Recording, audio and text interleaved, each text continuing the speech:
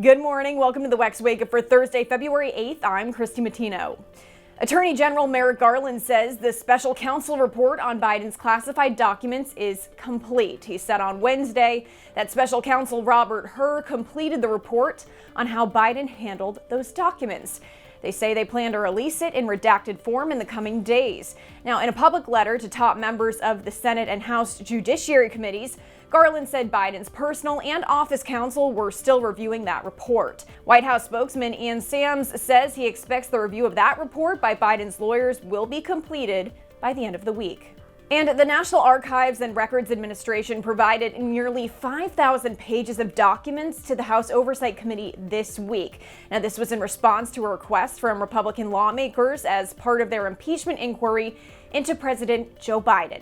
That fourth batch of documents includes 296 emails and attachments to comply with the committee's request for presidential records from the Obama administration.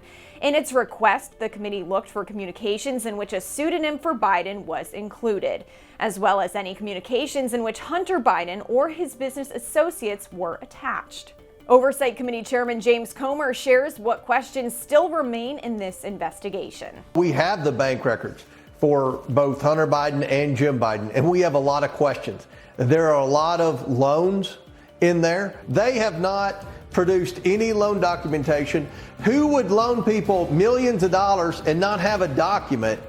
And whether or not former President Donald Trump's name will be on the 2024 ballot now rests in the hands of the Supreme Court. Washington Examiner reporter Kaylin Deese tells us the timeline and some of the challenges Trump may face.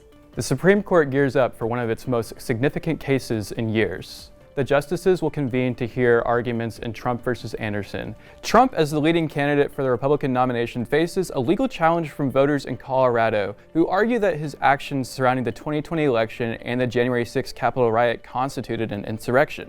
At the heart of the debate is whether Section 3 of the 14th Amendment applies to Trump without additional legislation from Congress. Another point of contention is whether Trump, as president, qualifies as an officer of the United States under the amendment. His legal team argues he does not, while the voters disagree. We will never give up. We will never concede. It doesn't happen. You don't concede when there's theft involved.